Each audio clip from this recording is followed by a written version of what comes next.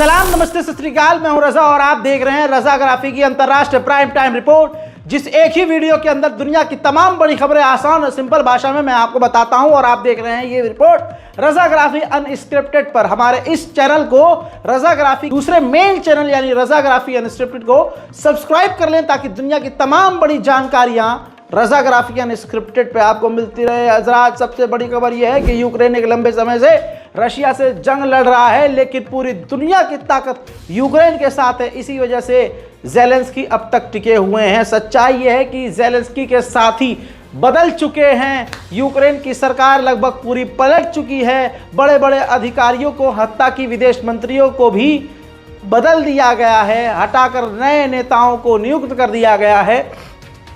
Ukraine की सेना काफ़ी परेशान है।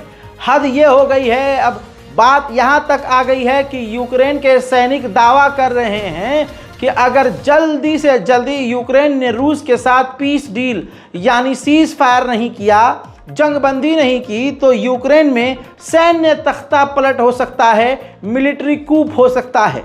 ये खबर बहुत बड़ी है और यूक्रेन के लिए बुरी है। वहीं कनाडा के प्रधानमंत्री जस्टिन ट्रूडो ने कहा कि हम सपोर्ट करते हैं यूक्रेन को लॉन्ग रेंज की मिसाइल हथियार देने के लिए। अमेरिका के पूर्व एनएसए ने कहा है कि अगर गलती से भी व्लादिमीर पुतिन ने यूक्रेन में परमाणु हथियार का इस्तेमाल कर दिया तो ये ठीक ऐसा ही होगा जैसे व्लादिमीर पुतिन ने अपनी ही मौत के दस्तावेज पर साइन कर दिया। उधर मेरे दोस्तों एक तस्वीर सामने आई है। ये यमन का एक फाइटर है जिसके बारे में खबर यह आई है कि रूस की तरफ से यूक्रेन से ये लड़ रहा है। हजरात, समुद्र के अंदर तस्वीर आप में दिखा रहा हूँ, सोर्स स्पुतनिक है। बताना चाहूँगा कि ज़बरदस्त तरीके से रशिया की जो मिलिट्री है, नेवी है, वो समुद्र में ड्रिल कर रही है, जंग की तैयारी कर रही है। अब अगली खबर मैं आपको अलग से दिखा नहीं सकता।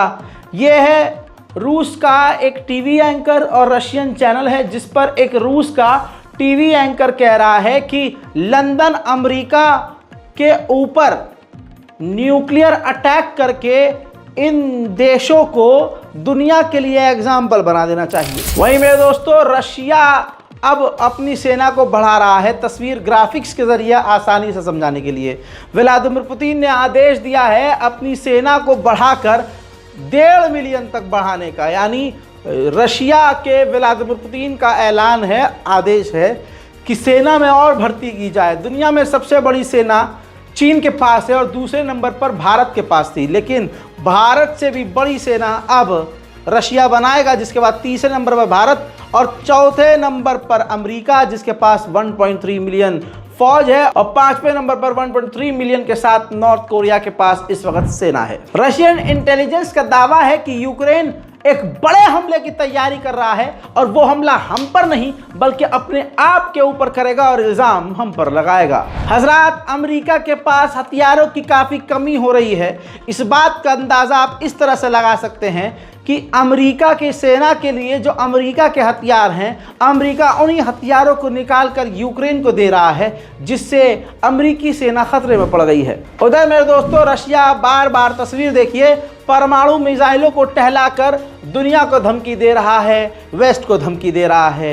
ये परमाणु मिसाइल है जिससे वेस्ट को रशिया ने डराया है।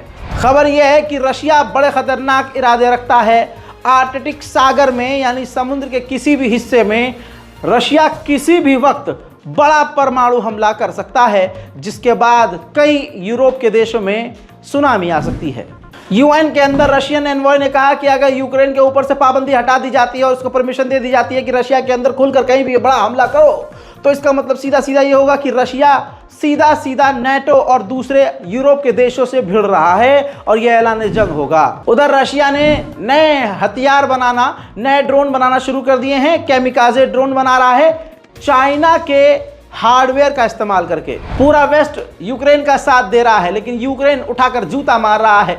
तस्वीर आपके सामने है। स्पीच के अंदर ज़ेलेंस्की, यूक्रेन के राष्ट्रपति ज़ेलेंस्की ने कहा है कि पूरा वेस्ट रूस की मिसाइलों और हथियारों को रोकने में डर रहा है, लेकिन सिर्फ एक बेलारूस है जिसने रशिया के ड्रोन को मार गिराया है। वहीं T-90 रूसी टैंकों को यूक्रेन ने तबाह कर दिया है। लगातार यूक्रेन रशिया को कड़ी टक्कर दे रहा है। अंदर अंदर खबर यह है कि अमेरिका ही बर्तानिया को रोक रहा है कि यूक्रेन को लॉन्ग रेंज की मिसाइल ना दे। उधर जर्मनी फिर से पीछे हट गया है। जर्मनी ने कह दिया है कि यूक्रेन को हम लॉन्ग रेंज की मिसाइल नहीं देंगे। उधर रशिया के बेलग्राड के इलाके पर यूक्रेन ने बड़े हमले किए। बड़े हमलों के बाद रशिया के उस इलाके में आग लग गई।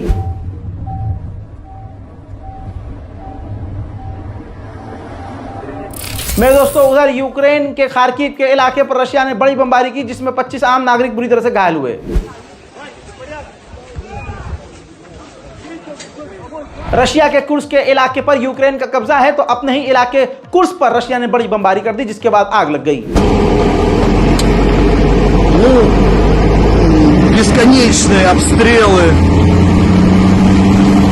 жилых домов, то есть снова русские жгут русские же дома, не знаю, русские, россияне, как это уже правильно называть, вот, но просто। नेटो के चीफ ने बोला कि जंग शुरू होने से पहले ही हम जंग जीत सकते थे और जंग खत्म कर सकते थे, बस हमसे गलती ये हुई कि हमने हथियार यूक्रेन को पहले नहीं दिए, क्योंकि अमेरिका को डर था कि अगर यूक्रेन को हमने हथियार दिए तो रशिया भड़क जाएगा। उधर यूक्रेन ने रूस के रोस्तोव के इलाके पर हमला कर दिया, जिसके बाद रोस्तोव के रूस के इलाके में आग लग गई।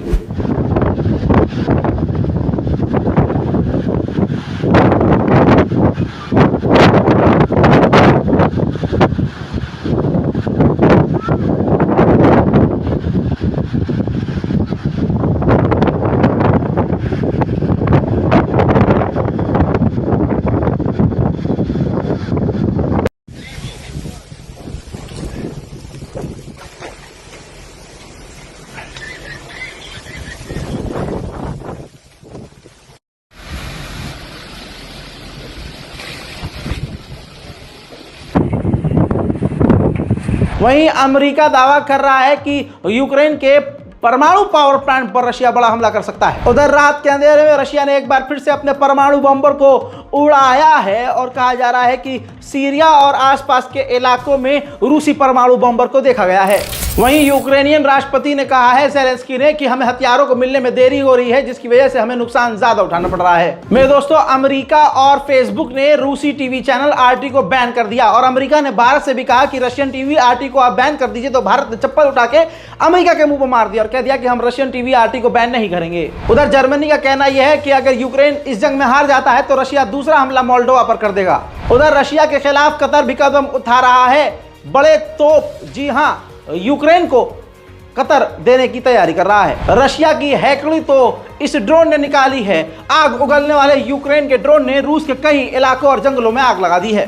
बिना अमेरिका की इन्वॉल्वमेंट के यूरोपीय यूनियन 40 मिलियन यूरोज यूक्रेन को लोन देने वाला है। यूक्रेन और यूरोप के सरदर्द की तस्वीर यह है।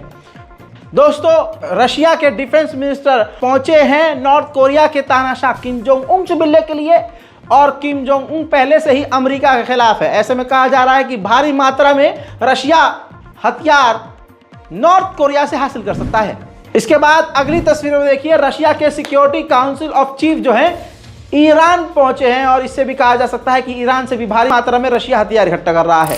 नाइजीरिया में खतरनाक बाढ़ और तूफान की वजह से कई दीवारें इमारतों की गिर गई, जिसमें नाइजीरिया की जेल की दीवार भी गिर गई, जिस दीवार के गिरने के बाद 300 कैदी फरार हो गए। उधर ईरान के supreme leader Ayatollah Syed Ali खामनाई ने कहा कि पूरी दुनिया में अगर मुसलमानों के साथ गलत हो रहा है और खासकर भारत में मुसलमानों का पतन हो रहा है और उसको हम इग्नोर करें तो हम मुसलमान नहीं है। पहली बार पूरी दुनिया में कोई मुस्लिम देश भारत के मुसलमानों की हालत देखकर बोला, कोई तो बोला, तो इसके बाद भारत को लग गई मिर्ची। मोदी सरकार के द्वारा ईरान को जवाब दिया गया और कहा कि यह सरासर गलत है, हम इससे इत्तेफाक नहीं रखते हैं और हमें बोलने से पहले ईरान अपना रिकॉर्ड चेक करे। उधर कोई सामने नहीं आया बांग्लादेश की मदद के लिए, लेकिन वर्ल्ड बैंक सामने आया। $2 बिलियन बांग्लादेश को लोन देगा वर्ल्ड बैंक। वहीं इंडियन आर्मी को और हथियार दे दिए गए हैं। तस्वीर आपके सामने है। भारतीय सेना को ऊंचाई पर कंट्रोल करने के लिए और ऊंचाई से नजर रखने के लिए नए ड्रोन दे दिए गए हैं। क्वाड एक अलग ग्रुप है जिसमें अमेरिका, जापान, ऑस्ट्रेलिया, इंडिया शामिल हैं। ये सब मिलकर, क्वाड देश सब के सब मिलकर चीन के खिलाफ पेट्रोलिंग करेंगे। मेरे दोस्तों, अफ्रीका की सेना को मजबूत अब भारत करेगा।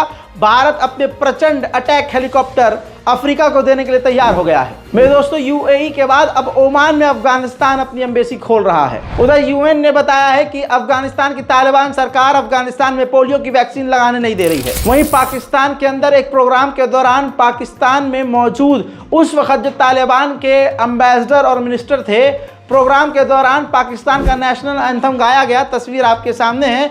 उस नेशनल एंथम के गाने के दौरान तालिबान के लीडर चुपचाप बैठे हुए थे और उन्होंने वहां के राष्ट्रगान का सम्मान नहीं किया, जिस पर पाकिस्तान की गवर्नमेंट बुरी तरह से तालिबान पर भड़क गई है। उधर रशियन डिप्टी पीएम इस वक्त पाकिस्तान आए हुए हैं 2 दिन के लिए। कहा जा रहा है कि रशिया पाकिस्तान से भी हथियार लेने के चक्कर में है। उधर मेरे दोस्तों, अमेरिका के विदेश मंत्री एंटोनी ब्लिंकन भी पाकिस्तान और तुर्की के दौरे पर आने वाले हैं। उधर ताइवान ने अमेरिका को जलील करते हुए कहा है कि आपने जो हमको हथियार दिया है वो लगभग सब के सब डैमेज है। अंतर्राष्ट्रीय प्राइम टाइम रिपोर्ट में आज और अभी के लिए इतना। इस रिपोर्ट को शेयर कीजिए। टट्टी आ रही है बहुत जोर से, इसलिए जल्दी जल्दी खबर सुना रहा था। मजा आया? चलिए, जय हिंद।